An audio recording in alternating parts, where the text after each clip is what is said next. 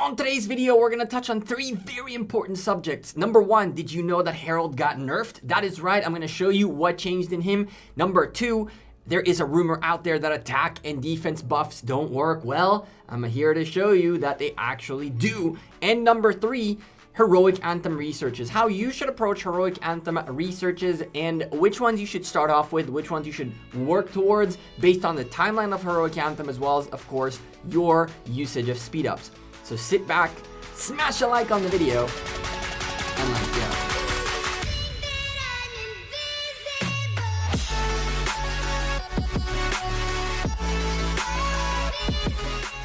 Hey there YouTube, welcome back to Gekko Gaming. We're gonna start off the bat with our boy Harald because he got nerfed. On top of that, there is a rumor out there started by a content creator that says that attack and defense buffs don't work. Well, we have the proofs that they do indeed work. And finally, we're gonna wrap it up with the Heroic Anthem researches and a way to approach them if you're asking which is the most efficient way to get it done based on getting achievements, getting the rewards, and all that good stuff. Before we start though, I am a sponsor of Other Kingdoms. If you're on the content, don't forget to, of course, slap a like on this video and subscribe to the channel. Massive shout out to a few folks who have helped us out with these videos. First and foremost, Titch, one of our members and mods in the channel. He sent me these images about Harald. And so let's start off with him. At some point in time, Harald's text was changed. Now, this is his 4th and final skill, and it used to be insanely good. It used to be that Harald expertise was it was fairly decently strong. I wouldn't call him amazingly strong, but he was definitely very strong. And so if we read the text before the nerf, the only thing that changed is the verbiage of the text, but apparently the mechanics did too. It's not about the probability, but rather the actual text. When troops led by this commander are on the map and deal damage, this commander has an X% chance to cast his active skill and to grant their troops immunity to all defense reductions for 3 seconds. And this can be triggered every 5 seconds. The change after Lord knows which update it was, I think it was the last update or somewhere along the way this happened, they changed it to when troops led by this commander are on the map and use their normal attack. Now, if you don't know the difference between deal damage and using normal attack happens when I hit you and you hit me. When we're facing each other, we're normal attacking each other as well as counter attacking each other. However, when you get swarmed, for example, the first target that you are fighting with is going to get the normal attack, and he is also normal attack you. You're going to normal attack them, and the counter damage is going to happen as well. However, the swarm around you is going to normal attack you, and you will not be normal attacking them. You will only counter attack them, which means essentially in war mechanisms, the 1v1 is where normal attacks tend to happen on both sides. And in a swarm, a normal attack is done to the person that is swarmed, but the swarm itself only takes counter damage. What this essentially means is that back in the day, whenever you were counter-attacking the swarm, it would indeed trigger the chance again. And what would end up happening is when Harald was swarmed, that 20% chance would become a 100% chance every 5 seconds because you'd get swarmed 4 or 5 times, and that's 4 or 5 times you have a 20% chance. And the more 20% chances you have, the more likely you are to trigger the skill. And what ended up happening is that now only the normal attack has a chance, which means only once every turn or so that you're doing normal attack is when you have a chance of 20%, rather than in one turn where you dealt damage to all the to all the swarm and also to the attack in front of you. This essentially means Stamford Bridge is much less likely to be triggered, which means you're gonna do the active skill less times. Now, Lilith have made changes to verbiage of commanders in the past, and we know that they have a little bit of issues with translation, and we've been applauding them for trying to make things clearer. But folks are saying that the mechanics of Harald have changed fairly drastically, and they're seeing a big difference in his performance. Now, I don't have Harald expertise. I wanted to expertise Harald. I haven't had an opportunity to use my Harald just yet, so I need you guys in the comments down below to let me know if you've been using Harald in Ark of Osiris or on the open field, whether you've noticed a change in him. If you've done tests in the past, I encourage you to retest them with this new verbiage and compare to your old tests, because I have a slight feeling his mechanic changed as well. Now to our second topic of this video, which is the attack and defense buffs. And here, I gotta give a big shout out to D. Hope and pray she's okay with me using this. I forgot to ask, but I'm pretty sure she wouldn't mind us sharing with the community this. And this is as followed. She has tested very extensively the attack and defense buffs to see whether or not they truly don't work. Now, there's a rumor out there that the defense and attack buffs don't work because they don't show up in reports. But we've seen plenty of times how messed up the report system is in Rise of Kingdoms. And that is because there are a lot of factors that go into the report that make it a little bit harder to create like a concise report. It is not as simple as it seems. And apparently the buffs are not showing up. Now, what Dee ended up doing is very cool. She first and foremost did a test, and then she also did a control run to see if she gets the same results. She then utilized City Keeper in both that are both the same level, both the same skills, both the same everything, and compared the results. And what you're seeing on the screen is as followed. With no buff and no buff, she ended up having an equal trade of 2,710 severely wounded on either side, exact same power drop, exact same troops. And if you take a look at the control control march as well, it did exactly the same thing. So it gave us an indication that there's no random factor within the fight that will cause a change in the results. Essentially, if you did City Keeper with 25,000 troops, again and again and again and again, the same exact test, you're going to get the same result again and again, and the control test really showed that. There were multiple control tests for the record, but this is just the one that shows up. She tested it multiple times. Yeah, I know she did. Now, when it comes to the 5% attack buff compared to no buff, you can clearly see that she did take a little bit of extra damage. She did take a little bit of more severely wounded troops. However, as you can see, she did have remaining troops in her march, and she actually defeated the other march. While if you take a look at the result of the control, it's the same exact thing. And she actually did a lot more severely wounded to Pink D. There's Purple D and Pink D. Purple D is the one with the buffs.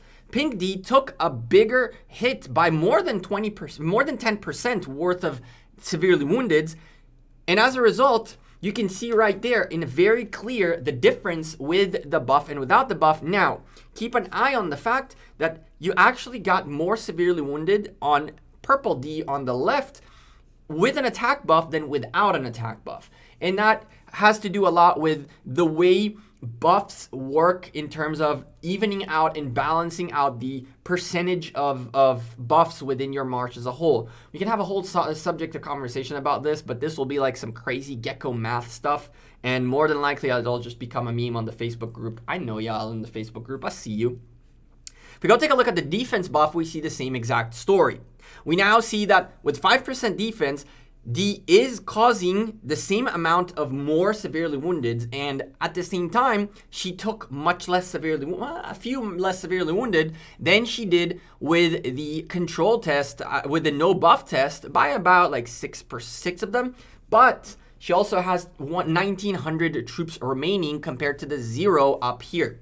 So this shows us that there is indeed a difference within the buffs. It also shows us that whatever troops she was using in here, the defense buff was indeed the less interesting buff of them all. We've been talking about this many a times, that essentially the way it works is health, attack, defense, and you can clearly see it in here, as on the attack one, she got just as many severely wounded as with the defense one on her offense. But when it comes to her side of the things of it, she took a little bit more severely wounded, but she had a lot more remaining compared to the little bit of less severely wounded, but much less remaining as well. So you can see how attack has a huge, a bigger influence on your overall result. You have 8 more severely wounded, but in return, 2,000 remaining troops. On the other hand, you're cutting down 6 severely wounded, but also you're missing about 48 remaining, which end up going into slightly wounded instead. When you're in a fight, slightly wounded stay slightly until you get back home. So it is nicer in the fact that you don't take 6 more severely wounded, but 48, right? 48 troops are now less useful for you in the next fight in case you need it. So thank you to D for testing this out. I really appreciate you, and I hope you don't get upset that I showed this. And now to subject number 3, which is Heroic Anthem researches. A lot of you have been asking me, which way should we do Heroic Anthem researches? Is there a perfect way? Is there a better way? What's the priority on researches? Now, I'll tell you this. I am not necessarily sure what would be like the ideal 100% best way to do it. But if you ask me which researches you should consider in which order, we should consider also the timeline of Heroic Anthem. Now, Heroic Anthem has passes that open, which are a cause to war in some situations, and in other times you have PvE situations like hunting barbarians and things like that. So you got to figure out what's the timeline and what's the best researches for the time of for that said timeline and for that said order. And so here is what I suggest. I suggest that because on the first week, towards the first week, what you're going to be doing is you're going to essentially prepare for war. After the first week, the first passes open up for Zone 5. You really want to try to get your war researches up in a way as much as you can so that that first fight, you're already ready to rock and roll. However, at the same time, in that first week, you are going to be doing some Bastion quests. You want to get those support skills unlocked. And the way you can get those support skills unlocked much quicker is with cultural exchange. Cultural exchange exists in form of 1 as well as 2. I don't know whether going all the way to 2 is a very good idea. However, you definitely can. And what this does is it will give you more favor points. I think that the first research you should go to complete is this one right here. That increases the amount of favors you get out of a Bastion, because that's essentially what you need to level up your Bastions. You need favor points. So if we take a look at my support skills, and not exactly what I wanted at the Bastions, you'll see that now we're getting a little bit more out of them because of that research. Instead of 100, now we get 135, so forth and so on, which means we're leveling them up quicker. So the first path of research that I would go with, in the sense of even on day 1, if you're trying to push a little bit, I would try to get your cultural exchange done so you can get some more favors. Now, if you're a little bit lacking on the crystals, treaties is also nice. It'll give you more crystals per Bastion quest completed. So this is kind of like the PvE most important part per se for the early stages, because you'll be doing Bastions every single day, hopefully. Now, after you got this out of the way, barbarians in the first zone are less significant. Of course, when you're hunting barbarians, what you're trying to do is also earn honor. And the number 1 recommendation is for you to hold on to your AP until you get to the top tier barbarians, which is 51 through 55 instead of 41 through 45, to get double the honor for the same price of AP. So in the first week or so, or even in the first couple of weeks, you don't really need to hunt barbarians. Of course, you're going to hunt them with your free AP, but other than that, you don't really need to hunt barbarians. You do, however, want to get ready for that first pass, that first chronicle, which opens very, very quickly. I mean, that first pass comes in within days. This was about a week in, and then from there, the level 4s open up and you start warring. So the first thing after you're done in there should, in my opinion, be cultural exchange 1. And that's where I would stop with the economy ones. Now, of course, these guys are important for later on for your barbarianing. But if you're looking to be good and ready to rock and roll in a fight, I'd start focusing on your military. Now, the good thing about the military is that you also have barbarian researches in here, which are good for your barbarian hunting. In the economy ones, these guys are more about AP and AP recovery, right down here. So I would say get your cultural exchange done as quickly as you can. And then from there, start working on these researches and try to get to the point where you're ready to rock and roll with your extra 10% attack and your extra 10% defenses. And from there, even try to get as far as troop capacity 10%, which is the call to arms 1. Now, again, I will be doing another set of updates to the Excel sheet later tonight. So I will, in my Discord, send a message to everybody after it is done. If you're not in my Discord, it's in the link down below, and that's also where you'll find the sheet. And this is pretty funny. I have a bracelet thingy that the green screen is catching, the blue screen is catching. Anyway. So I would deal with these first and foremost and try to even get to here before that first fight. If you can get to here before that first fight, you're going to have a leg up very, very, very nicely. From there, it's a matter of what your priorities are as well as what kind of situation you find yourself in your KVK. Because let's be real. If you are in a KVK where after that first zone, you see that your war is going to be very small and that you don't need crazy extra percentages, your military researches are a little bit less significant. However, if you are in a place where you're looking to fight even further, that first zone was a very hard fight, you won it or you lost it, but you know that zone 6s are going to be a crazy fight, I would keep focusing on the military ones and try to get this way. Now, the problem about this specific side is that you cannot level up to level 5 these researches up until everything before all the way to here is level 5. Resource reductions for health, by the way, healing is very important. After you finished fighting, you want to get this so you pay less resources. But once you hit that level 5 on these, you're going to have to get your crystal research to level 18. And the same goes after level 3 of the defenses. And so the way I see it, start going this way and then get these done. Once you're past your first war, gauge the situation and then decide whether what you're trying to do is get more PvE out of the way or you need more warring out of the way. Towards the zone 6, you're really going to want to try to push through this if you're going to use speed ups because you really want to get to more damage dealt to barbarians. Once you get these researches out of the way, you're doing 200% more damage to barbarians, and now barbarians are becoming a little bit, if not much easier for you to hunt. And the same thing goes here. Now you're getting a lot more defense on them, so we're talking further reduces damage taken by barbarians by 40%. That is 30% here and 10% at 15% here, so you're at 45%. And so this would be the next way to go if you're hunting barbarians, okay, at zone 6. It's all a matter of how your kingdom and alliance finds itself within Heroic Anthem. If we go take a look at the economy ones, you can see that I went for skillful operator because I wanted to reduce the number of crystals used per researches to make it a little bit cheaper for me crystals wise. But as you can see, I've been gaining more crystals than I've been using. I haven't been able to get down below the 2 million because I haven't been pushing researches. But if you're going to push researches, you're going to need more crystals than that. When you hit grinding, you're going to increase the maximum crystals that you can be worked on, which means you're going to get more queued in your building. And then from there, it's upgrading what you already did. So in here, you went to increase resource production and increase XP gained. You have the Bastion stuff here and the AP stuff down here. This one right here increases the gathering speed on all resources on the map. This is a really important one if you need to keep gathering. The thing about it is, if you're going to get this out of the way, you could go for treaties as well, so your wheelbarrow keeps going up, so that way you gather quicker. Gathering is a must in Rise of Kingdoms, but unfortunately, again, I went towards this side, and then I'm trying to hunt barbarians. So for me, this is the key. There is no right or wrong.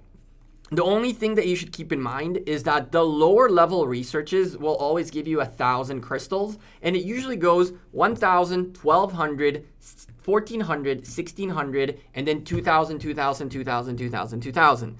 However, the cost of the researches also goes up as time goes by. So if you're trying to get like the best bang for your buck, I would say that getting as many level 1s done as possible is great because you are going to get the cheapest 1,000 coins you can get. However, there's no way, as you can see, to get away with it at a certain level. At some point, you're going to need to get the previous researches to levels 5 and above to only get that first few. So when I hit this to level 5, this could go up all the way to 3 before we once again had to build something over. So with this status right here, I did not use a single coin out of my rewards. And what you can see is I have about 160,000 coins. Now, my personal goal out of this account, due to the fact that this heroic anthem was less active than yours probably is going to be, I'm trying to hit 180,000 coins so I can get a blueprint out of it. And anything above that is going to be gravy for me to later on use for a potential skin in a coming season. So the goal on this account is going to try to get all the way to this bad boy right here, the Ring of Doom. And if we can get the Ring of Doom blueprint, that's going to be a W for us in this account for our Attila Takeda. And from there, we're going to have to see what comes up next, as we're looking at increased damage by 50% for 2 seconds, a 10% chance. That is actually nuts. With that being said, researches have no true 100% best way to do them. Make sure you figure out, you read the situation you're in, read the researches, take a moment to read what the researchers do and plan accordingly. I would also suggest to talk with your alliance mates who understand your current situation a little bit better and see what they're doing. With that being said, what do you think about this video, about the content in general? Let me know in the comments down below. If you have any comments, questions, suggestions, anything I should improve. And I will see you all sooner rather than later. Enjoy the rest of your week and have a good one. Peace.